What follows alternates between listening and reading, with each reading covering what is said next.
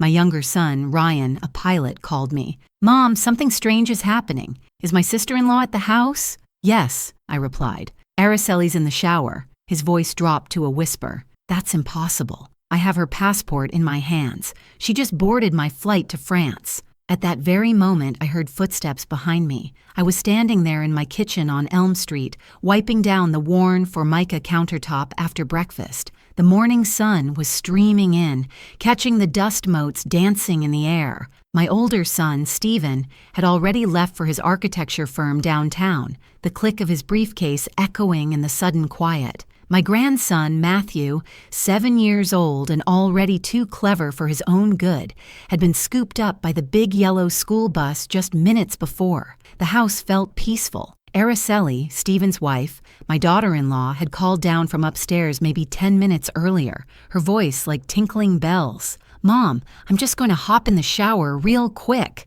"Okay, dear," I'd called back, smiling. Always so thoughtful, that girl. I just put the last of the breakfast dishes in the rack when the old wall phone, the one Robert insisted we keep just in case, rang, startling me. I dried my hands on my apron, the familiar checked pattern worn soft with use, and picked up. "Mom, it's me," Ryan's cheerful voice, always a bright spot in my day. "Just wanted to say hi, got a few minutes layover at Sky Harbor." Hearing from Ryan always lifted my spirits.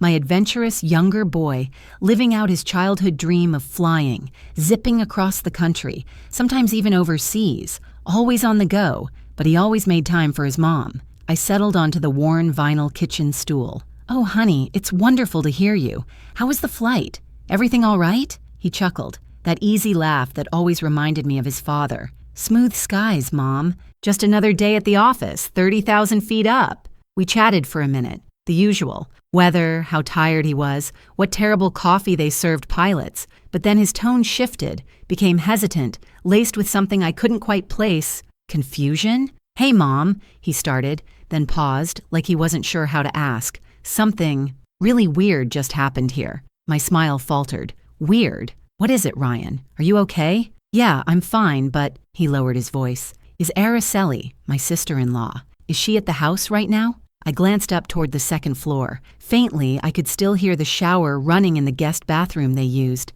"Of course she is, honey," I chuckled, puzzled. "Araceli's upstairs taking a shower right now. I literally just spoke to her." I pictured her in my mind, probably wearing that comfortable old robe of hers. How could Ryan even ask? But Ryan didn't laugh it off. The silence stretched over the line, filled only with the distant tinny announcement echoing from his end. Then, his voice came back. Low, urgent, tinged with disbelief. "Mom, that's impossible, because I have her passport right here, in my hand. She just boarded my flight. We're wheels up for Paris in 20 minutes. My own laughter died in my throat. I felt a prickle of unease. "Oh, honey, you must be mistaken.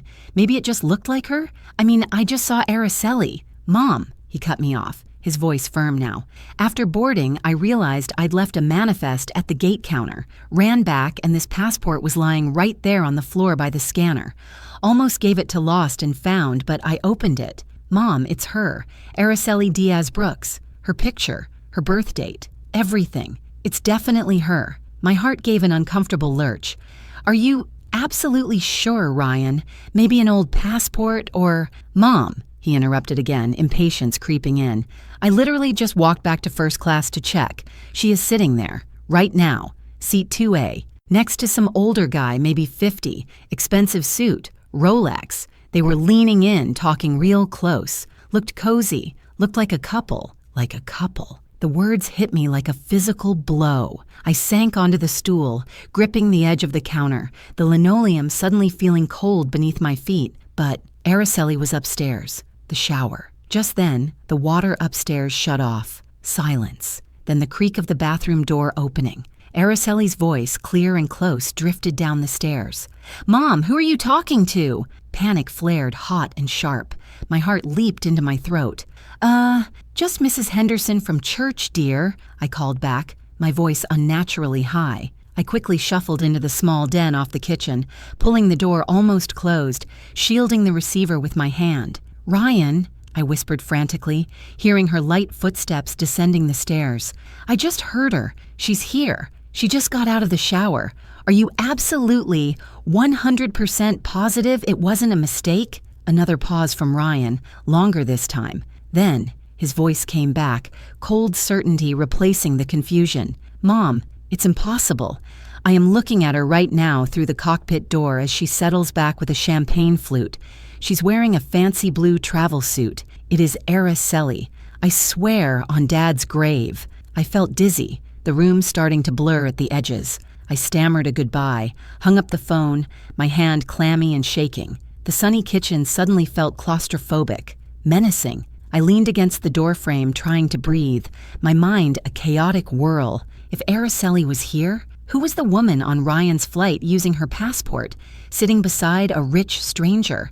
And if the woman on the flight truly was Araceli, then who in God's name was the person walking around upstairs in my house wearing my daughter-in-law's face? A few minutes later, Araceli came into the kitchen. She was dressed now in a simple yellow sundress I recognized, her dark hair pinned up loosely, still slightly damp. She smiled at me, that familiar, easy smile. "Mom, I'm just popping out to the farmer's market down on Cedar Avenue," she said brightly. "Need me to grab anything? Fresh corn? Peaches?" Her voice was normal, kind, nothing amiss. I stared at her, searching her eyes, her face, looking for, what? A crack in the facade? A flicker of falsehood? Nothing. Just Araceli. "Yes, dear. Some tomatoes. If they look good," I managed, my throat tight. Araceli nodded, picked up her usual woven market basket from the hook by the back door, and walked out, humming a little tune. The screen door slammed softly behind her. I watched her go, a storm raging inside me. I didn't believe Ryan would lie, not about something like this. But Araceli, the woman who shared my home, who cared for my grandson, she was right here, solid, real. Or was she? Had I missed something? Some subtle shift? Some secret lurking just beneath the surface of our quiet suburban life? I sank onto a kitchen chair, the familiar floral cushion suddenly feeling alien, the silence of the house no longer peaceful but thick with suspicion and a terrifying, unformed dread. I sat there in the quiet kitchen long after the screen door closed behind Araceli. The wicker basket she carried. Ryan said the woman on the plane had a fancy blue travel suit. Araceli left in a simple yellow sundress. But who changes clothes just to go to the farmer's market down the street? My mind felt like a tangled ball of yarn. Ryan's certainty, the passport, the man in first class, versus the woman humming in my kitchen, asking about tomatoes. It couldn't be true. But what if it was? I stood up, needing to do something, anything to quell the rising panic. I walked slowly up the stairs, my hand trailing on the familiar oak banister Robert had installed years ago. I paused outside Stephen and Araceli's bedroom. The door was slightly ajar. Hesitantly, I pushed it open. The room was neat, almost unnaturally so. Araceli was always tidy, but this felt different, impersonal. Her side of the closet was organized. Clothes hung perfectly spaced, but something felt missing. Where was the usual comforting clutter? The half-read book on the nightstand, the scattered fashion magazines, the little pile of jewelry she'd take off before bed. The vanity table was clear, except for a single bottle of perfume, a light floral scent I didn't recognize. Definitely not her usual warm vanilla. I picked it up. It smelled expensive, sophisticated, foreign. Not like the Araceli who baked cookies with Matthew. On the dresser lay a small framed photo of her and Stephen on their wedding day. She looked radiant, happy. Was that happiness real? Or was it just another performance? I felt like an intruder, spying in my own home, but I couldn't stop myself. In the top drawer of her nightstand, underneath some neatly folded scarves, my fingers brushed against something small and hard. A cheap, disposable lighter. Araceli didn't smoke. Stephen hated smoking. I'd never seen her touch a cigarette in her life. Why would she have a lighter hidden away? Just then, I heard the school bus rumble down the street. Matthew. I quickly closed the drawer, smoothed the scarves, and hurried downstairs, my heart pounding guiltily. Matthew burst through the door, backpack bouncing, full of energy. "Grandma, guess what? We learned about twins in science class today.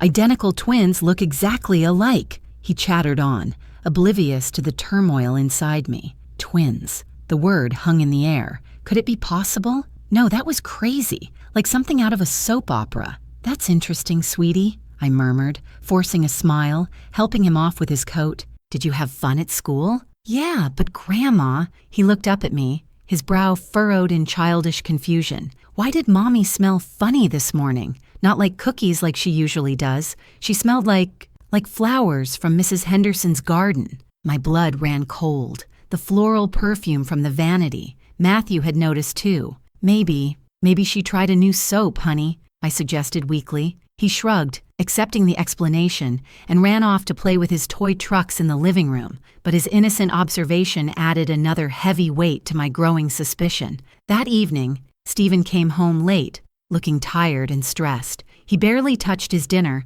his mind clearly elsewhere. Rough day? I asked gently. He sighed, running a hand through his hair. Yeah, Mom. Client changed the plans again. Major deadline looming. He seemed genuinely preoccupied with work, completely unaware of the bizarre inconsistencies surrounding his wife. Or was he? Was his stress solely about work, or did he sense something amiss too, something he couldn't quite articulate? Araceli was quiet during dinner, picking at her food. She seemed different again. Not cold like Olivia had sometimes described, but subdued, almost withdrawn. When Stephen mentioned needing his blue shirt ironed for a meeting the next day, she just nodded silently. Usually, Araceli would have immediately offered, chattering about his schedule. This woman seemed detached. Later, as I was reading Matthew his bedtime story, his favorite about a little bear lost in the woods, Araceli came into the room. She stood in the doorway watching us. Matthew looked up.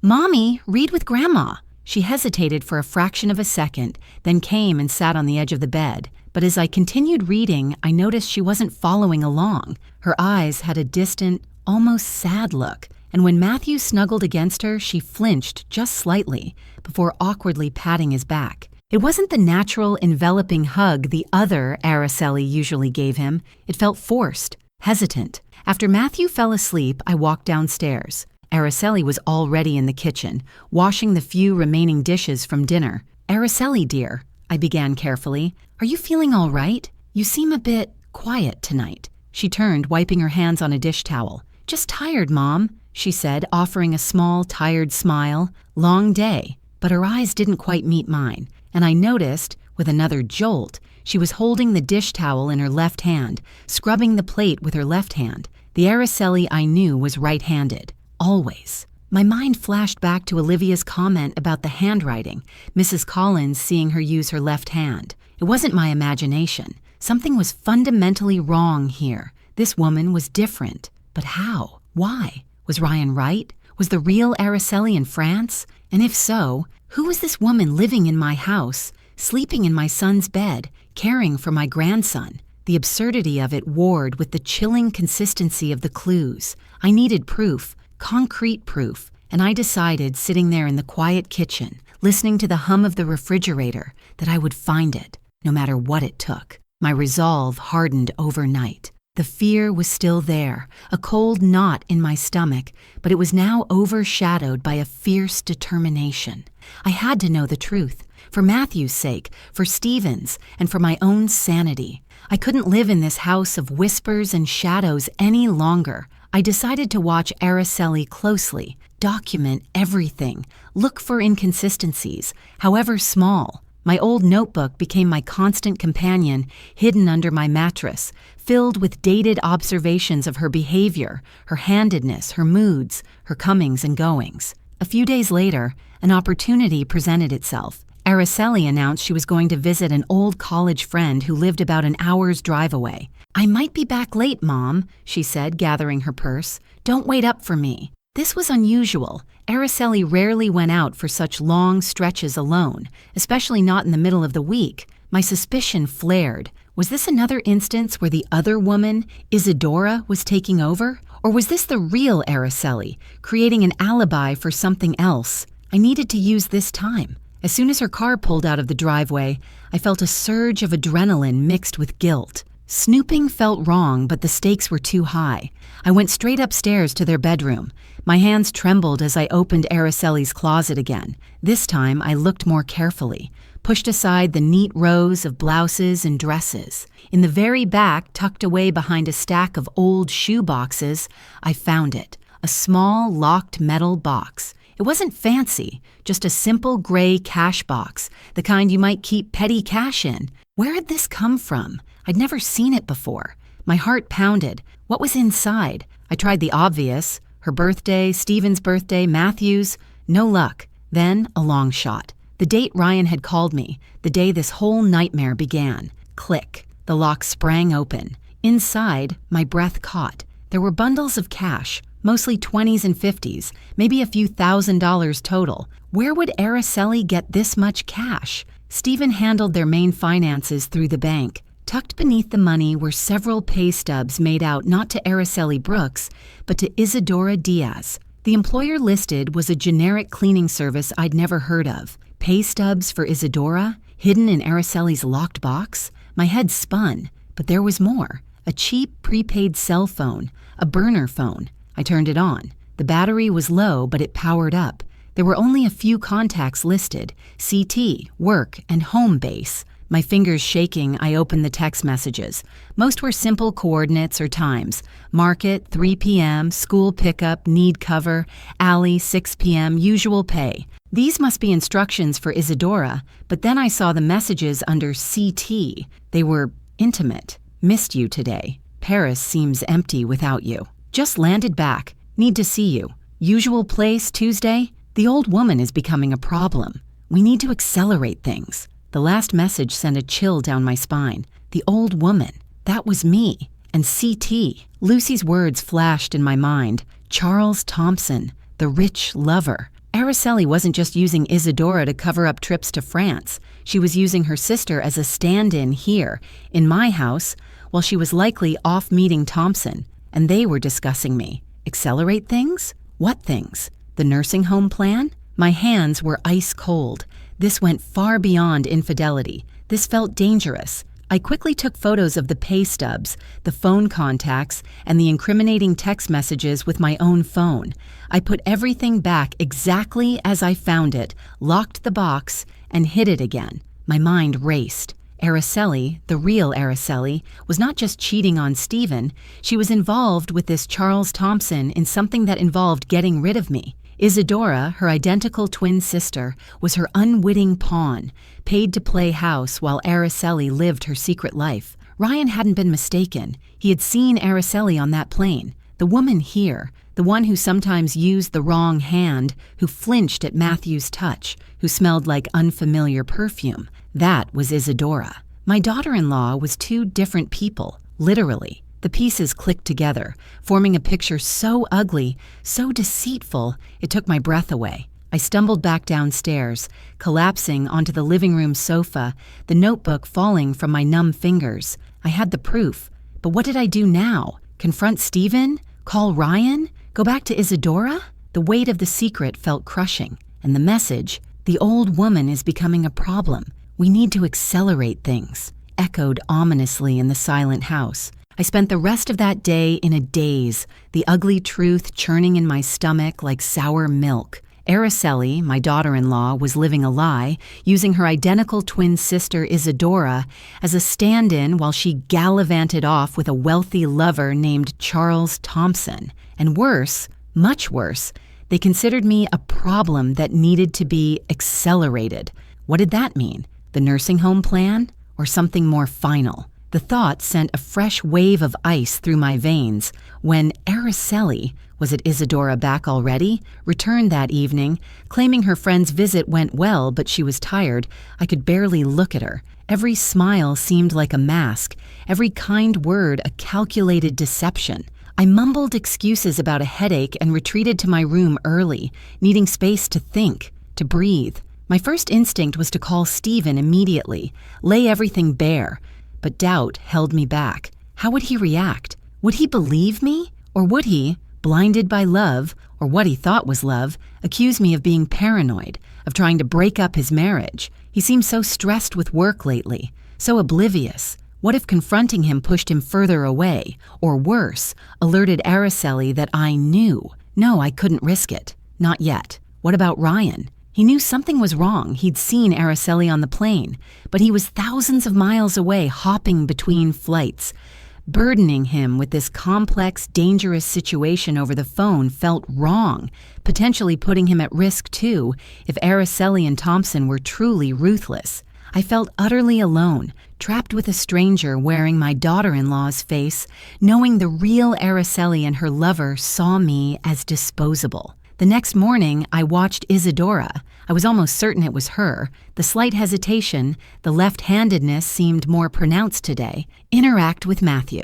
She helped him with his cereal, her movements gentle but lacking that effortless maternal warmth the other Araceli sometimes displayed. Matthew seemed to accept her, but there wasn't the easy chatter, the shared jokes I'd seen before. It was functional, polite. Not the loving chaos of a real mother-son bond. My heart ached for my grandson, living this unwitting charade. Later, while Isadora was upstairs making beds, I took a risk. I found the number for the cleaning service listed on Isadora's pay stubs in my phone's photo gallery and called it from my burner phone. "Good morning, Sparkle Bright Cleaners," a cheerful voice answered. "Yes, hello," I said, trying to keep my voice steady. "I'm calling about Isadora Diaz. Is she available for an extra shift this Friday?" There was a pause. "Isadora Diaz? Oh, she doesn't work the regular schedule, honey. She only comes in when her, sponsor calls for a specific assignment. Very hush-hush. We just process her payments." Sponsor? Assignment? This wasn't a normal cleaning job. It sounded more like Araceli was using the service as a front to pay Isadora discreetly, making the transaction seem legitimate. The web was more tangled than I thought. I knew I needed help, an ally. My thoughts turned to Carol, my steadfast friend. I called her later that morning. "Carol," I whispered, after making sure Isadora was occupied giving Matthew his bath. "It's worse than we thought. Much worse." I quickly summarized the discovery of the twin sister, the hidden cash box, the burner phone, the lover, Charles Thompson, and the chilling text message about accelerating things. Carol gasped audibly on the other end. "Stella! Identical twins? A secret lover? This is insane and dangerous. You need to get out of there." "I can't leave Matthew," I stated firmly, "and I need solid proof before I go to Stephen. Right now, it's just my word, photos of texts, and Isadora's story. A story Araceli could easily twist." Okay, Carol said, her voice regaining its usual practical edge. "What do you need?" "I need to know when Araceli is Araceli, and when she's Isadora, and I need to know what they're planning. Can you help me watch the house? Keep an eye out?" "Absolutely," Carol agreed without hesitation. "I'll be your eyes and ears from across the street. Anything suspicious, I call you immediately on the burner phone. Don't use your regular line." Having Carol as an ally, even just watching from afar, gave me a sliver of courage. That afternoon, Isadora left again, saying she needed to pick up dry cleaning. This time I didn't follow. Instead, I went back to the locked metal box. I examined the burner phone more closely. Under the contact, Home Base, there was only one number. On impulse, I dialed it from my burner phone, blocking my number. It rang twice. Then a woman answered. Not Isadora, not Araceli. A weary, older voice. "Yes? Hello?" I stammered, unsure what to say. I was trying to reach Isadora?" There was a long sigh on the other end. "She ain't here. Probably over at that fancy house playing princess." "Who is this?" "Playing princess." The phrase struck me. "I'm a friend," I lied. "Is everything okay? I heard her parents were unwell." "Unwell ain't the word," the woman grumbled. "Her pa's cough is worse. Needs oxygen now. Ma's arthritis keeps her bedridden most days. Isadora works herself to the bone, cleaning houses, doing whatever that look-alike asks, just to keep meds on the table. Breaks my heart, it does." It was likely Lucy Miller, Isadora's roommate. Her words confirmed Isadora's desperation, her vulnerability. She wasn't a willing accomplice, she was trapped. I thanked her and hung up, my resolve hardening. Araceli wasn't just betraying Stephen, she was exploiting her own desperate sister. My chance came sooner than expected. That evening, Stephen announced he had to fly out early the next morning for an unexpected 2-day site visit in Denver. "Sorry for the short notice, Mom. Seeley," he apologized, packing his overnight bag. "Big client emergency." "Isadora," I assumed it was her, nodded mutely, helping him fold his shirts, but my mind raced. Stephen gone for 2 days. Would Araceli use this opportunity to meet Thompson? Or would Isadora be left holding down the fort?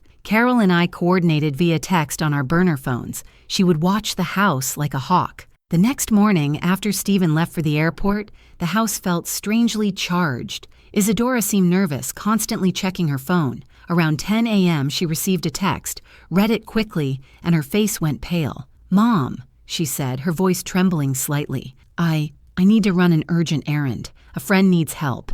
I'll be back in a couple of hours." She practically ran out the door, grabbing only a small purse, forgetting the usual market basket. This was it. Something was happening. My burner phone buzzed almost immediately. Carol. She just left. Got into a black sedan, expensive looking. Didn't see driver. Headed downtown. My heart pounded. This had to be Thompson, or someone connected to him. Where were they going? What were they planning? My hands trembled as I read Carol's text again. Black sedan, expensive looking, headed downtown. Isadora hadn't looked like she was going to help a friend. She looked terrified. And that car, it screamed money. The kind Stephen and I never had. The kind Araceli seemed to crave. This wasn't just about covering up an affair anymore. The text message about accelerating things flashed in my mind. Were they using Isadora for something more sinister today? I couldn't just sit here, helpless, waiting. I needed information. I needed Frank Miller. After discovering the twin secret and the locked box, I knew I needed professional help beyond Carol's neighborly watch. Robert's secret account gave me the means. Finding Frank Miller, a discreet private investigator recommended by an old acquaintance from my diner days, a retired cop who always knew who to call, had been my first concrete step. He was expensive, but his reputation for being thorough and invisible was exactly what I needed. I quickly typed a message on my burner phone. "Frank, Isadora Diaz just left my house, picked up by black luxury sedan, unknown driver, headed downtown, need location and activity, ASAP, urgent." Frank's reply came within minutes. "On it, tracking vehicle now." Knowing Frank was tailing them provided a small measure of relief, but my anxiety remained high. What errand could be so urgent, so secret that it required a fancy car and left Isadora looking like she was walking to her own execution?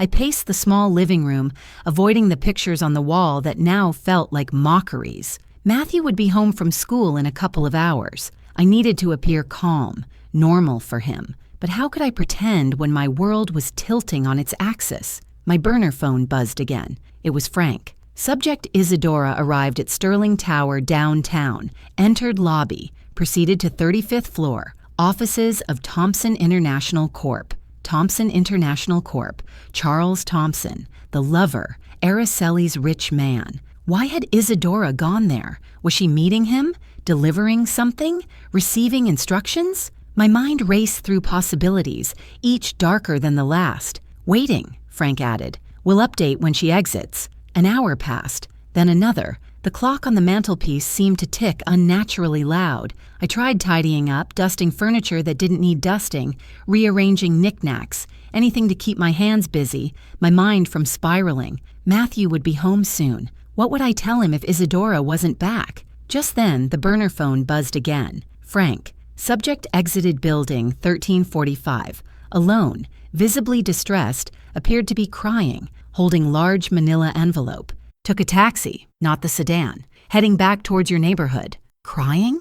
Holding an envelope? What had happened on the 35th floor? Had Thompson threatened her? Paid her off? Given her new, terrible instructions? Isadora arrived back just minutes before Matthew's school bus was due. She slipped in quietly, her eyes red-rimmed, avoiding my gaze. She clutched a large, thick manila envelope to her chest. "Isadora?" I asked gently. "Are you all right? Where did you go?" She jumped, startled. "Just errands, Mom," she stammered, using the name Araceli always used for me. She looked terrified. I need to lie down." She hurried upstairs, clutching the envelope, and I heard her bedroom door click shut. The envelope. What was in it? More cash? Documents? Threats? My instinct screamed at me to go up there, demand answers. but Matthew's bus was pulling up outside.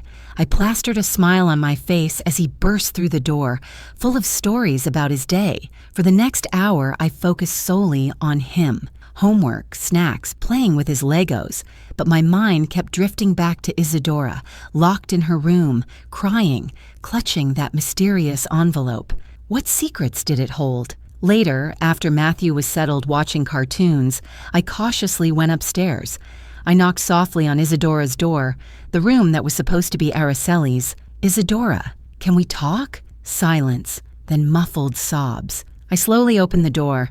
She was sitting on the edge of the bed, the manila envelope lying open beside her, its contents scattered, legal-looking documents, glossy photos, and what looked like handwritten notes.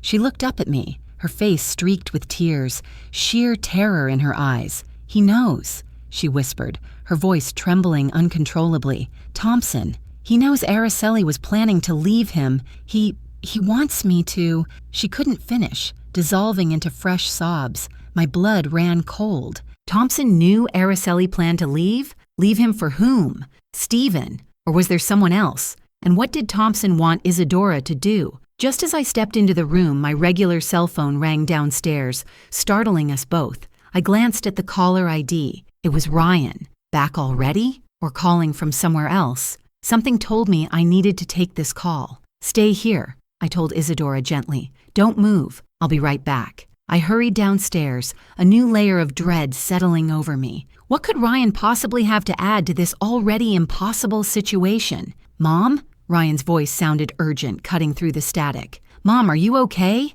I just landed back in Phoenix early. Mechanical issue grounded the plane. I tried calling the house line. No answer. Is everything all right?" "Ryan!" "Yes, honey, I'm okay," I stammered, trying to sound normal, my mind still reeling from Isadora's terror. "Just dealing with things here." "Things? What things?" he pressed, his pilot's instinct for trouble kicking in. "Listen, Mom, remember that flight to Paris? The one where I saw Araceli?" "Yes, of course I remember," I said, my grip tightening on the phone. "Well, it gets weirder. On the return leg, the one that just got grounded, that same guy, Charles Thompson, was supposed to be on the flight, first class again. But he was a no-show. Airport security was looking for him. Apparently he checked in, checked his bags, but never boarded the plane. Vanished. Charles Thompson vanished? After meeting Isadora? My heart hammered against my ribs. This wasn't just about infidelity anymore. This felt like something far more dangerous. "And Mom," Ryan continued, his voice dropping lower, "his checked bags? Security flagged them. Routine scans showed irregularities. They opened them. Mom, they were full of cash, stacks and stacks of $100 bills, and Araceli's passport was tucked inside one of the bags. Cash, Araceli's passport, Thompson missing. Isadora terrified, clutching an envelope. It was too much. "Ryan," I whispered, glancing nervously towards the stairs, "I need you to come home, right now. Use your key, quietly. Don't let anyone see you if you can help it. Something terrible is happening." "On my way, Mom," he replied instantly, no further questions asked. I hung up and hurried back upstairs. Isadora was still on the bed, rocking back and forth, staring blankly at the scattered contents of the envelope. I sat beside her gently. "Isadora," I said softly, "you need to tell me what happened. What did Thompson want? What's in this envelope?" She flinched, then looked at me, her eyes wide with fear. He knows Araceli wasn't planning on coming back from Paris with him," she choked out. "She took money from him, a lot of money, from some business deal they had. He found out. He was furious." "What business deal?" I pressed. "I don't know," Isadora cried. "Araceli never told me details. But Thompson, he gave me these." She pointed a trembling finger at the papers. He said Araceli set me up. These are documents transferring ownership of some shell company with huge debts into my name, my signature. It looks like mine, but he said Araceli forged it. My blood ran cold.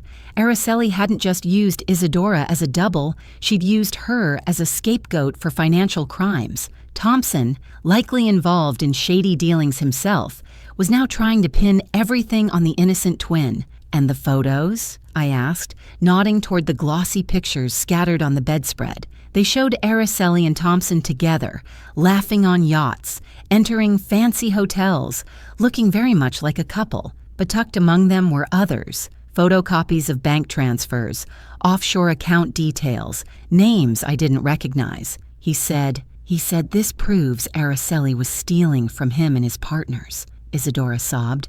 He told me I had two choices. Either I help him find Araceli and the money she took, or he uses these documents to ruin me, tells the police I was Araceli's accomplice all along. She held up a handwritten note. He wants me to meet him tonight, alone, with any information I have on where Araceli might have gone after Paris. It was a trap. Thompson wasn't just angry, he was dangerous. He'd made himself disappear, likely setting up Isadora to take the fall if his own shady dealings came to light. And Araceli? Where was she? Had she really just run off with his money? Or had something worse happened to her in Paris? Just then, I heard the faint click of the back door opening downstairs. Ryan. He was home. Isadora, I said urgently, gathering the papers and photos back into the envelope. We need to get out of here now. Take nothing but yourself. We're going somewhere safe. Fear gave her strength. She scrambled off the bed. Together, we crept down the back stairs just as Ryan entered the kitchen, his face grim. Mom, what the... he started, seeing Isadora's identical face, her state of terror. No time, Ryan, I whispered, pushing Isadora towards the back door. Trouble, big trouble. Follow us. Don't ask questions. We slipped out into the fading afternoon light, leaving the house on Elm Street behind, not knowing if we'd ever return. The game had just turned deadly. We scrambled out the back door, hearts pounding, glancing nervously down Elm Street. No sign of the black sedan, but the quiet neighborhood suddenly felt full of unseen threats. This way, I urged, pulling Isadora towards the narrow path that cut between my house and Carol's. Ryan, his face a mask of confusion but trusting my urgency, followed close behind, scanning the street. Carol opened her back door before we even knocked, her eyes wide with alarm. Stella! What on earth? I saw that fancy car parked down the block earlier. Gave me a bad feeling. Let us in, Carol, quickly, I whispered, pushing Isadora gently inside. Ryan followed, locking the door behind us. We huddled in Carol's cozy, cluttered kitchen, the scent of cinnamon and baked apples a stark contrast to the fear gripping us.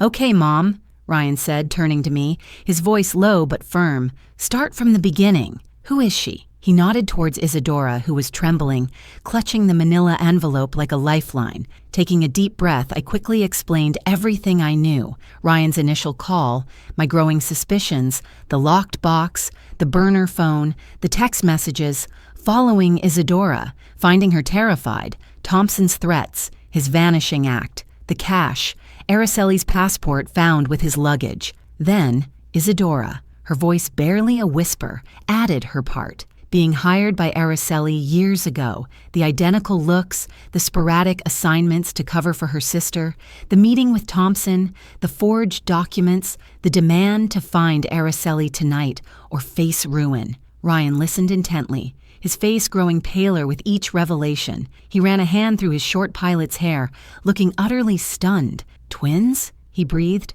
Araceli has an identical twin sister, and she's been using her as a double? He looked from Isadora to me and back again. And this Thompson guy disappears after checking bags full of cash and Araceli's passport? Mom, this sounds really bad. Like organized crime bad. Isadora flinched at his words. He mentioned partners, she stammered. When he was angry about the money Araceli took, he said his partners wouldn't be happy. What money? Ryan asked sharply. Do you know how much? Isadora shook her head. No, but he made it sound like a lot. Enough to make someone disappear. The implication hung heavy in the air. Was Araceli simply a thief who had double-crossed her lover? Or was she now in danger from Thompson and his mysterious, unhappy partners? And these documents? Ryan asked, pointing to the envelope Isadora still clutched. She hesitantly handed it over. Ryan spread the contents on Carol's kitchen table. The glossy photos of Araceli and Thompson,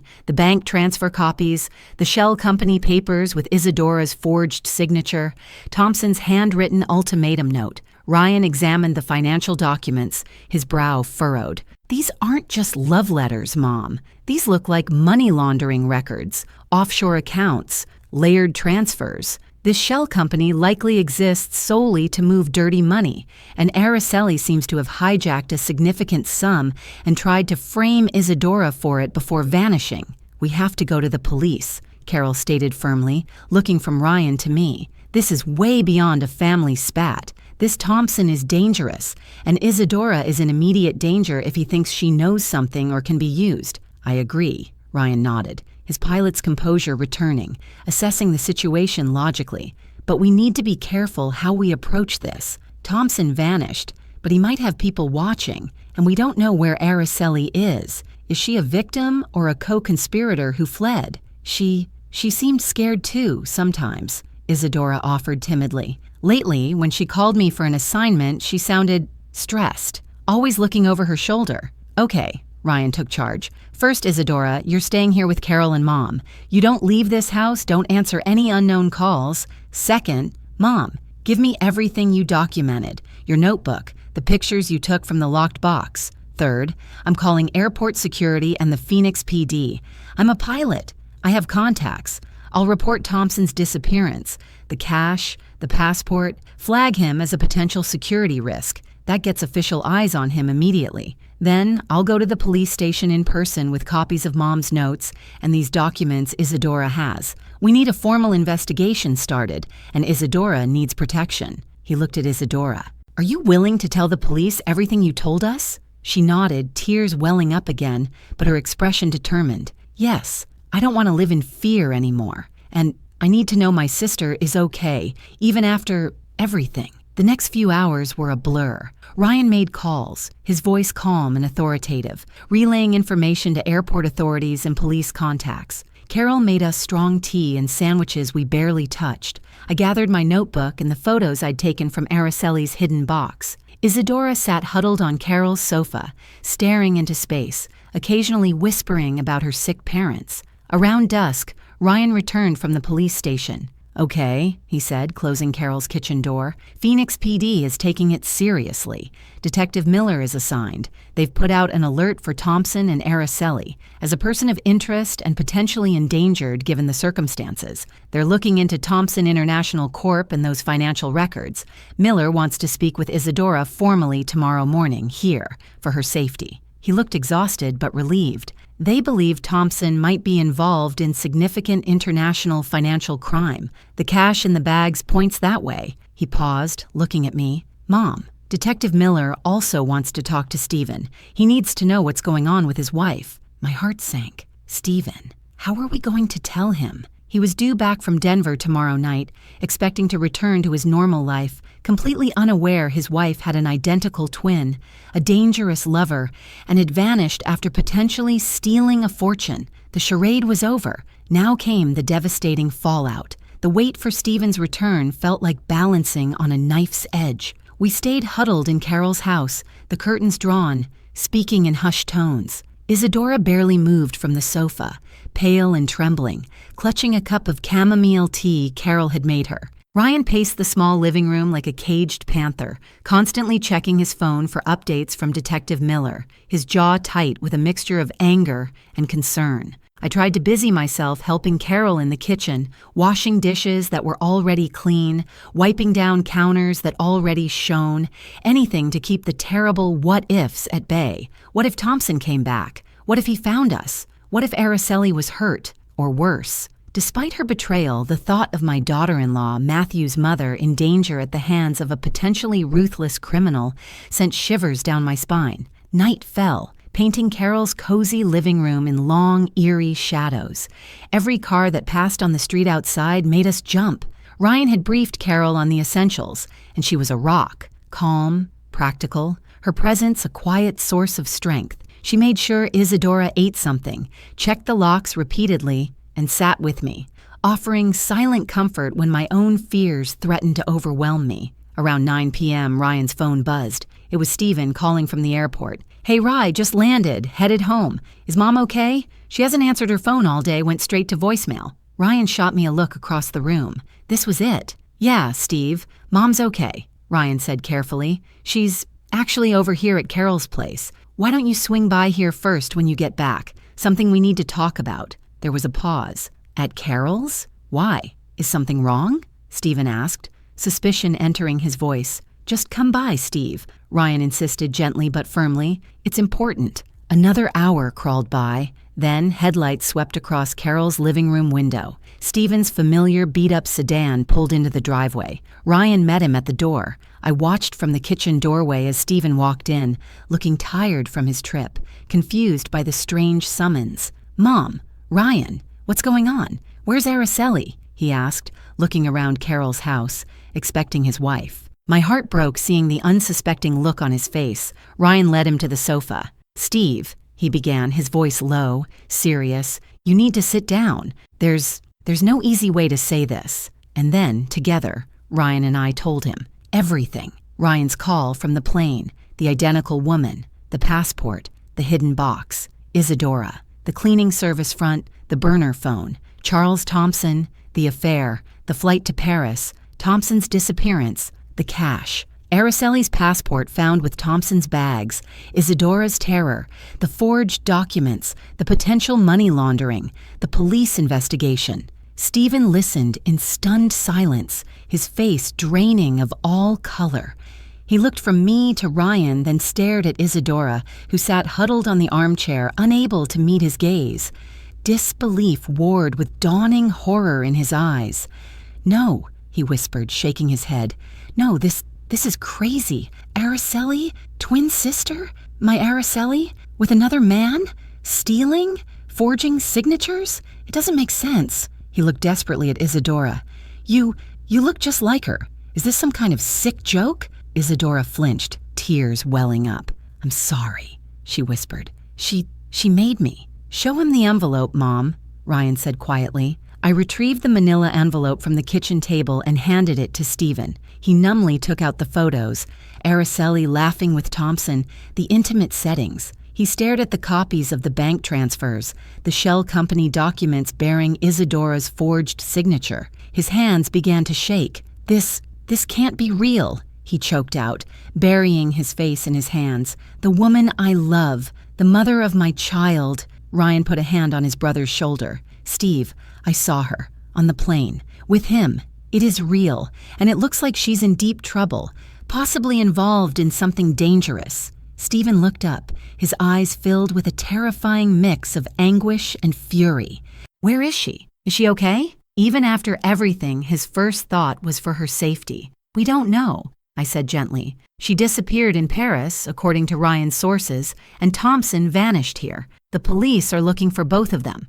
Just then, Detective Miller arrived, punctual for his appointment to take Isadora's formal statement. Seeing the uniformed officer and the detective enter Carol's quiet house brought the stark reality crashing down. This wasn't just a family drama, it was a criminal investigation. Detective Miller spoke briefly with Stephen, expressing sympathy but also emphasizing the seriousness of the situation and the potential danger. He then spent over an hour taking Isadora's detailed statement in Carol's dining room, with Ryan present as a witness. Stephen sat numbly on the sofa, staring into space, occasionally asking a fragmented question, trying to piece together the shattered fragments of his life. Where was Matthew in all this? Safe upstairs, asleep in Carol's spare room, oblivious to the earthquake that had just ripped through his family. When Detective Miller finally left, promising updates and urging caution, an exhausted silence fell over us. Stephen finally looked at Isadora, really looked at her, seeing not just Araceli's face but the terrified, exploited young woman beneath. She forced you? He asked quietly. Isadora nodded, tears streaming down her face. For my parents' medicine, I didn't know. I never meant. Stephen closed his eyes, the weight of his wife's betrayal, her cruelty to her own sister settling upon him. The night was long. Sleep was scarce. We were a broken family, huddled together in a neighbor's house, bound by shock and a terrifying uncertainty about where Araceli was, what Thompson was capable of, and what the future held. The only certainty was that nothing would ever be the same again. The days immediately following the devastating revelations were a blur of police interviews, legal consultations, and hushed, fearful conversations within the temporary sanctuary of Carol's house. Detective Miller and his team worked diligently, treating Isadora not as a suspect, but as a crucial witness and potential victim herself. They placed Carol's house under discreet surveillance, recognizing the potential threat from Thompson or his unknown partners. Stephen walked around like a ghost, his face etched with disbelief and a profound, soul-crushing sadness. He spoke little, but his eyes held a haunted look as he tried to reconcile the image of the wife he loved with the calculating stranger revealed in Isadora's testimony and the evidence we possessed. He spent hours just sitting, staring at the photos Ryan had printed, Araceli laughing with Thompson, looking utterly carefree, utterly deceitful. Isadora, fragile but resolute, cooperated fully with Detective Miller, recounting every detail she could remember about Araceli's instructions, the payments, the rare glimpses she'd had of Thompson, the fear she'd felt. Her testimony about the forged documents tied to the shell company proved invaluable, giving the police concrete leads into Thompson's potentially illicit activities. Miller confirmed Ryan's initial assessment. Thompson International Corp. Appeared to be a front for a sophisticated money laundering operation, likely involving dangerous individuals. The large sums of cash found in Thompson's luggage, combined with Araceli's passport, suggested Thompson was either fleeing with embezzled funds or being forced to transport them, and Araceli was somehow deeply entangled. Her disappearance was now viewed with extreme suspicion. Had she fled voluntarily after double-crossing Thompson, or had she been silenced? Matthew was the hardest part. How do you explain such adult betrayal to a 7-year-old? We told him simply that his mommy had to go away for a while, that there were grown-up problems. He cried, confused and hurt, especially missing the nice mommy, Isadora, we now realized, who sang him lullabies. Isadora, despite her own trauma, stepped into the breach with quiet grace. She played with him, read him stories, comforted him when he woke from bad dreams, offering a stable, gentle presence in the midst of the chaos. Stephen watched them together, a complex mix of gratitude and sorrow in his eyes. He saw Isadora's kindness, her genuine affection for Matthew, a stark contrast to the cold calculation his wife had displayed. News came in fragments. Interpol flagged Thompson internationally. Customs records confirmed Araceli had entered France using her passport, but there was no record of her leaving. Thompson, however, had seemingly vanished into thin air after checking his bags in Phoenix. His expensive black sedan was found abandoned in a long-term parking lot near the Mexican border. Inside, police found traces of bleach, suggesting a hasty cleanup attempt, but no definitive evidence of foul play. The shell company documents Isadora provided led detectives down a rabbit hole of offshore accounts and fictitious directors. Thompson wasn't just a rich cheat. He was likely a key player in a serious criminal enterprise, and Araceli, willingly or unwillingly, had been right alongside him. Weeks turned into a month. Stephen, forced to confront the wreckage of his marriage and finances, Araceli had drained their joint accounts before leaving, slowly began to emerge from his shock, fueled by a quiet anger and a fierce protectiveness towards Matthew. He filed for divorce, citing abandonment and fraud. He also started spending more time talking to Isadora, not just about Matthew, but about everything. He learned about her difficult life, her sick parents. We arranged for better medical care for them using funds I discreetly provided. Her quiet strength. He saw the woman behind the face that had deceived him. One evening, I found them sitting together on Carol's porch swing after Matthew was asleep. They weren't talking, just watching the fireflies flicker in the twilight, a comfortable silence between them. I saw a flicker of something new in Stephen's eyes, not love yet, perhaps, but a deep, burgeoning respect and connection. Isadora, finally safe, was slowly letting her guard down, revealing a warmth and resilience that Araceli had only ever mimicked. Life eventually settled into a new, tentative normal. The police investigation continued, but leads on Thompson and Araceli grew cold. They remained missing, phantoms in a complex web of crime. Stephen officially gained full custody of Matthew. Isadora, using money she earned from legitimate cleaning jobs Carol helped her find, rented a small apartment nearby but spent most of her time at our house, becoming an indispensable part of Matthew's life and increasingly, Stephen's. Ryan visited whenever his flight schedule allowed, providing unwavering support. My house on Elm Street, once a place of betrayal, slowly began to feel like home again, filled not with secrets, but with the quiet rebuilding of trust and the blossoming of an unexpected, genuine affection between my son and the woman who looked like his wife, but possessed the heart Araceli never had. Justice hadn't fully arrived, but healing had begun.